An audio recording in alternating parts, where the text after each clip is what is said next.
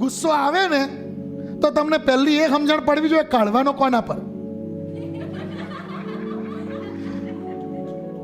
કે માણસો wrong number પર કાઢતા હોય છે. સો તમારો ગુસ્સો રોંગ નંબર પર ના નીકળવો જોઈએ, રાઈટ નંબર પર નીકળવો જોઈએ. તમે વિચાર કરો, ઈસુ એકદમ બરોબરના ગુસ્સામાં છે. ચલો વાંચીએ. હા, આપણે થોડુંક વાંચી લઈએ. ઓકે, 13મી કલમ 12મી કલમથી વાંચું છું, માથી 21-12. પછી ઈસુ દેવના મંદિરમાં ગયો અને મંદિરમાં જેઓ વેચતા તથા ખરીદતા હતા તે સર્વને તેણે કાઢી મૂક્યા અને નાણાવટીઓના બાજટ તથા કબૂતર વેચનારાઓના આસન તેણે ઊંધા વાળ્યા અને તેણે તેઓને કહ્યું, મારું ઘર પ્રાર્થનાનું ઘર કહેવાશે એમ લખેલું છે, પણ તમે એને લૂંટારાઓનું કોતર કર્યું છે. અને આંધળા તથા લંગડા તેની પાસે મંદિરમાં આવ્યા, તેણે તેઓને સાજા કરી નાખ્યા. કઈ ગુસ્સો ઉતાર્યો? આ સમજો બરોબર. તમે માહોલ જુઓ. ઈસુ, હવે એવો શબ્દ બરોબર આમ ગુસ્સામાં વિફર્યા હોય ને એમ બધું ઉથલ પાથલ કરી નાખ્યું છે. કારણ કે બાજટો ઊંધા વાર દીધા તો પેલા બધા રોકવા, એ ઉભા રહો, શું કરો શું કરતા હોય, બધું ઊંધું વાળીને ઈસુ તો નીકળ્યા ને, કોઈની તાકાત નહીં કિસુન સામે ઉભા રહે. બધું હલાય, આખું બજાર વેરમ છેરમ કરી મૂક્યું. અમુક તો પેલા ઘેટા બકરા નાહી જતા પકડવા દોડતા હશે, કબૂતરા ઉડી જાય પકડવા દોડ, બધું ભાગમ ભાગ થઈ ગઈ ઈસુ બરોબરના ગુસ્સામાં. અને એવામાં લંગડા ના આંધળા આયા.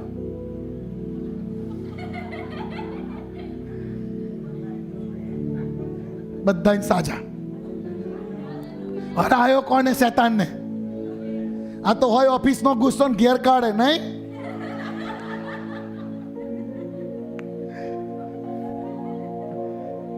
તમને ખ્યાલ આવવો જોઈએ તમારો ગુસ્સો ક્યાં કાઢવાનો છે. એક દિવસ સમુએલને ગુસ્સો આવેલો, ખબર છે? હા કે ના? સમુએલને બરોબરનો ગુસ્સો આવ્યો. શું કર્યું?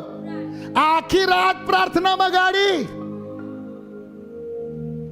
આ તો કે બહુ ગુસ્સે થયો ને પછી સાહેબ ના નીકળવાનું નીકળી ગયું મોઢામાંથી. ના ભાઈ, ગુસ્સો આવે તોય તમારો કંટ્રોલ તમારા પર તો હોવો જ જોઈએ. ગુસ્સો આવે એટલે એવું નહીં કે મોઢામાંથી નીકળી ગયું. ના ભાઈ, ના નીકળે એટલે ના જ નીકળવું જોઈએ. આ તો ગુસ્સા પર શૈતાન સવાર થયો કહેવાય. ગુસ્સો આવ્યો, શૈતાને તમારો કંટ્રોલ લીધો કહેવાય. તમારો ગુસ્સો હોય દેવના કંટ્રોલના, દેવના અધીનતામાં જ હોવો જોઈએ. આમેન. અને ઈસુ બરોબરના ગુસ્સામાં આખું માર્કેટ આગું પાછું થઈ ગયું છે, તાન તોફાન મચી ગયું છે. અને એવામાં પેલા આંધળા અને લંગડા આયા અને બધાને સાજા કરી દીધા. અને જેવા સાજા થયા ને, પેલા છોકરા તાનમાં આવી ગયેલા. જો શું લખ્યું છે કે 14મી કલમ, અને આંધળા તથા લંગડા તેની પાસે મંદિરમાં આવ્યા અને તેણે તેઓને સાજા કર્યા. પણ જે ચમત્કારો તેણે કર્યા તથા જે છોકરા મંદિરમાં મોટે ઘાટે દાઉદના દીકરાને, તેઓને જ્યારે યાજકો શાસ્ત્રીઓએ દીઠા. આ છોકરા બી ના ગયા. આ છોકરા ઈસુ બરોબરના ગુસ્સામાં જ બધું ઉથલ પાથલ કરી નાખ્યું, બાજટો ઊંધા વાર દીધા. આ સાટકો લઈને બે ચાર નાલીએ ખરી, બધાને નસાડી વગર બહાર નીકળી જવાથી મારા મંદિરમાંથી બધાને કાઢી મૂક્યા. માહોલ કેવો હશે? ધમાલ ધમાલ માહોલ. છોકરા તો ફફડી જાય. બાપા, હમણાં તો ઈસુન પ્રેઝ ધ લોર્ડ કહેવાય જ નહીં. ના, છોકરાઓને ખબર છે આ બધો કોપ બીજાઓ પર છે, અમે કૃપાના વારસદારો છીએ. હાલેલુયા. આ બધો ગુસ્સો, આ બધો કોપ ઈસુને ખબર છે કોના પર કરવાનો છે. અને છોકરામને ખબર છે અમે છોકરા છીએ માટે વારસ પણ છીએ. અમે છોકરા છીએ અને અમે તો કૃપા પામેલા છીએ. એટલે એક બાજુ ઈસુ ગુસ્સામાં, એક બાજુ બધું ઊંધું વાળે, અને આ બાજુ કે દાઉદના દીકરાને હોસાના, દાઉદના દીકરાને હોસાના. તે પેલા અમને કેવી ચોંટે?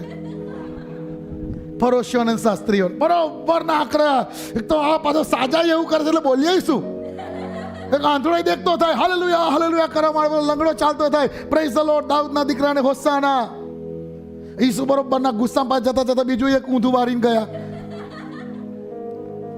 પણ એ બધી પરિસ્થિતિમાં છોકરા અમને ખબર છે આપણે કૃપાવાળા છીએ.